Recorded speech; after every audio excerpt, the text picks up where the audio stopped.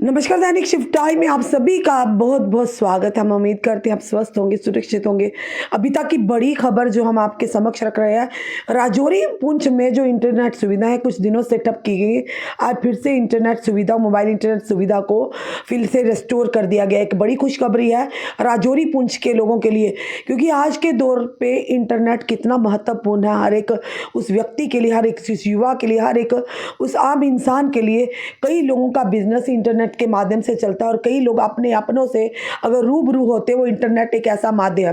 पिछले कुछ दिनों से जिस तरह से आप जानते हैं कि किस तरह से सेना के 2 वाहनों पर एक तलाशी अभियान के चलते, जबकि सेना के जो जवानों को लेकर उस जगह पर जा रहे थे डेरा की गली में, तो किस तरह से आतंकियों ने घात लगाकर, यानी एम्बुश लगाकर सेना की गाड़ियों पर यानी कि ताबड़तोड़ गोलियां चला दी, जिसमें हमने अपने 5 वीर योद्धाओं को खोया। उसी के चलते 3 जो वहाँ के स्थानीय लोग थे उन्हें की भी संदिग्ध परिस्थितियों में उनके जो शव मिलने, उसके चलते लोगों में काफ़ी, वहाँ के स्थानीय लोगों में काफ़ी रोष था।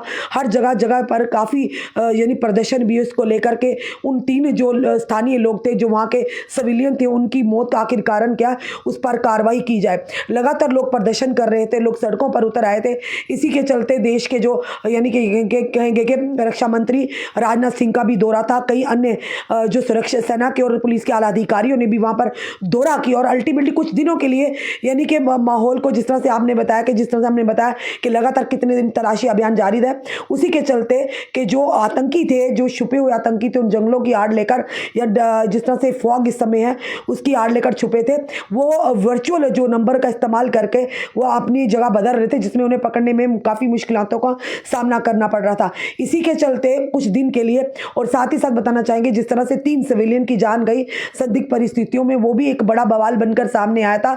और वहीं पर इंटरनेट सुविधा को कुछ देर के लिए बंद कर दिया गया था, ताकि कई लोग ऐसे भी इस मौके का फायदा उठाते हैं और आपसी भाईचारे को खराब करने का प्रयास करते हैं, या अफवाहों के माध्यम से, इंटरनेट के माध्यम से, सोशल मीडिया के माध्यम से लोगों में डर और भय का माहौल था। काफ़ी लोग थे राजौरी पुंछ से, हमें जब हम अपडेट करते थे पूछते थे कि आगे पीछे से भी लोग जो देश विदेश में भी हैं अपने अपनों से रूबरू होते थे, एक वीडियो कॉन्फ्रेंसिंग के माध्यम से या इंटरनेट के माध्यम से। तो काफ़ी लोग परेशान थे, चिंतित थे आखिर कब रेस्टोर होगा इंटरनेट। क्योंकि आज के दौर में अगर बात करें तो इंटरनेट उतना ही ज़रूरी है जितना कि हम अपना कोई रोज़मर्रा की ज़िंदगी में, अगर जैसे हमारे लिए खाना खाना ज़रूरी है, वैसे इंटरनेट सुविधा बड़ी ही ज़रूरी है। कई बच्चे, युवा जो है, हर एक के घर तो वाईफाई की सुविधाएं नहीं है, लोग मोबाइल इंटरनेट के माध्यम से ही अपना रोजगार को आगे बढ़ाते हैं। बच्चे जो युवा पढ़ते हैं, पढ़ाई में काफ़ी उन्हें मदद मिलती है मोबाइल इंटरनेट की वजह से। तो ज़िंदगी जैसे थम सी जाती है, अगर इंटरनेट सुविधा बंद हो तो कहीं ना कहीं ज़िंदगी थम सी जाती है। ऐसे ही राजौरी पुंछ के लोग, और जो उनके अपने अपनों से दूर थे, यानी कि राजौरी पुंछ में जो रहने वाले उनके परिजन जो बाहर देशों विदेशों में रह रहे थे, या जम्मू से अलग अलग, जम्मू कश्मीर से बाहर किसी अलग अलग खित्तों में रह रहे थे, वो अपनों से किस तरह से रूबरू होते, काफ़ी एक परेशानी का आलम बना हुआ था। कई लोग दूर थे, अपनों को अपनों वीडियो कॉल के माध्यम से अपनों से रूबरू होते थे।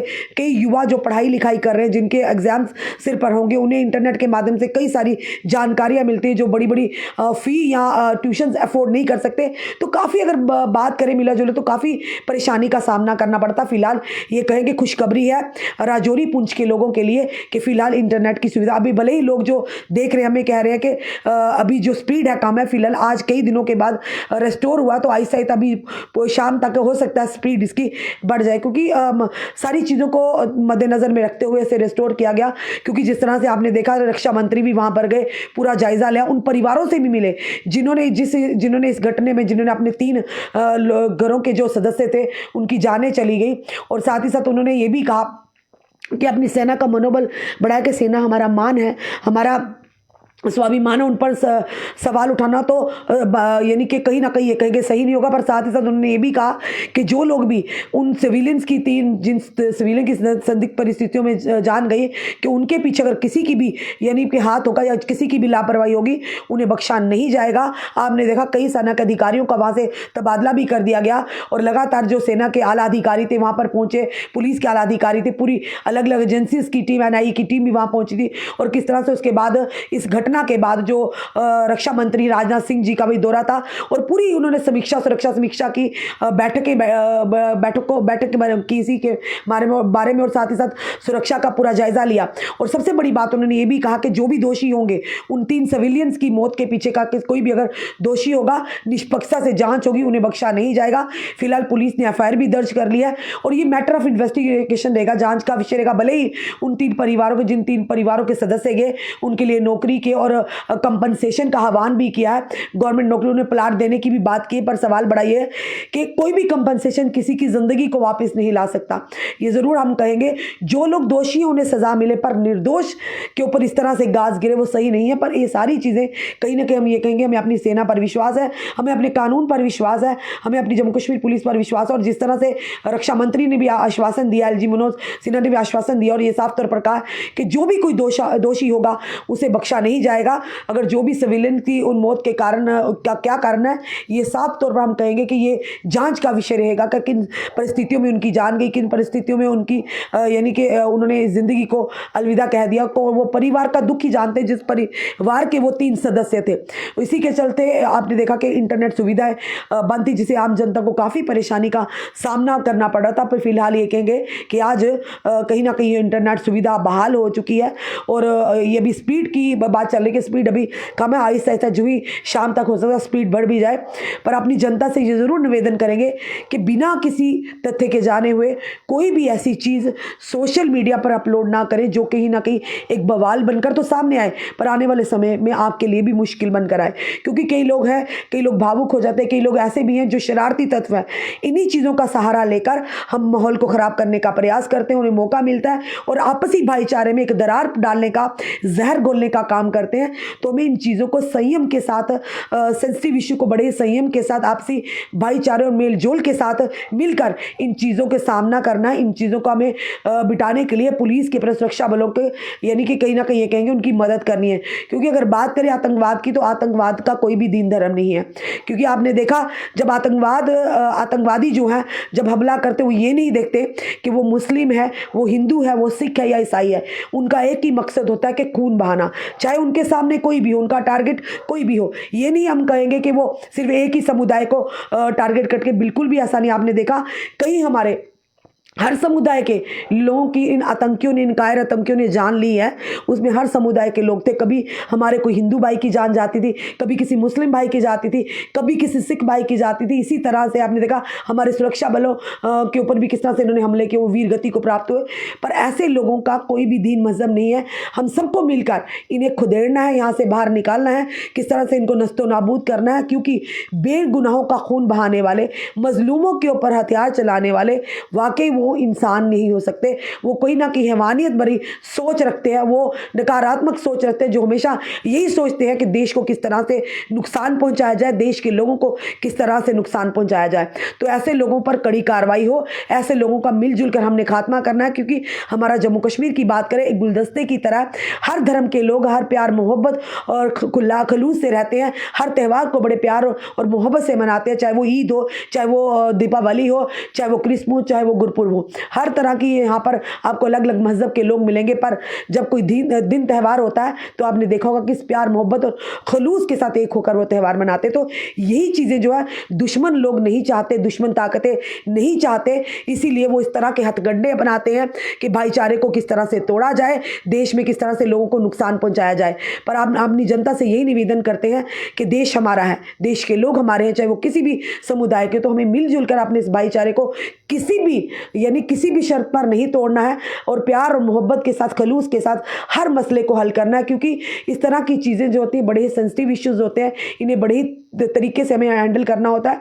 और साथ ही साथ अपनी जनता से, अपने जितने भी समुदाय के लोग हमारे साथ जुड़े, हम आपका शुक्रिया करते हैं। आपने हमेशा हमारी खबरों को देखा है, आपने हमेशा हमारी खबरों को सराहा, आपने हमेशा अपना प्यार और अपना आशीर्वाद दिया। आगे भी ऐसे देते रहिए। पर ये ज़रूर अपनी जनता से कहेंगे कोई भी वीडियो, कोई भी पोस्ट अपलोड करने से पहले उसकी जाँच कर लीजिए। लीजिए कि वो सही भी वीडियो है या नहीं है।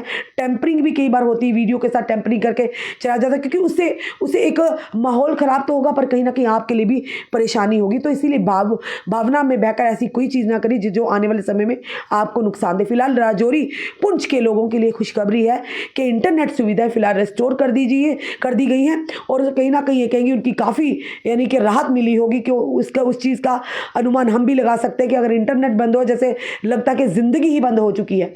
तो इसीलिए उन राजौरी पुंछ के लोगों के लिए खुशखबरी है। और साथ ही साथ ये ज़रूर कहेंगे जाते जाते कि कोविड ने एक बार फिर से दस्तक दी है। अपना ध्यान रखिए, सुरक्षित रहिए, और कहीं ना कहीं मास्क लगाए बिना घरों से बाहर ना निकलिए। कहते हैं ना, ये कहेंगे कि आपको कि जैसे पहले भी हमने बताया कि prevention is better than cure.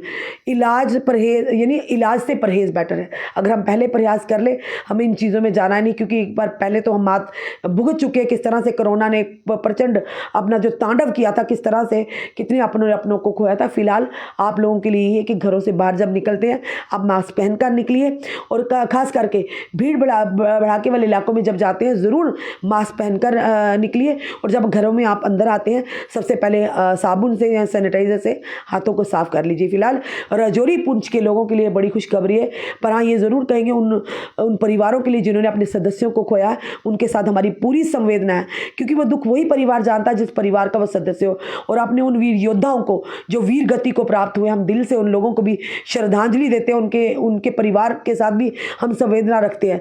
क्योंकि मजलूम कोई भी हो और बेगुनाह कोई भी हो, जब भी किसी बेगुनाह का खून बहता है तो दिल दहल जाता है।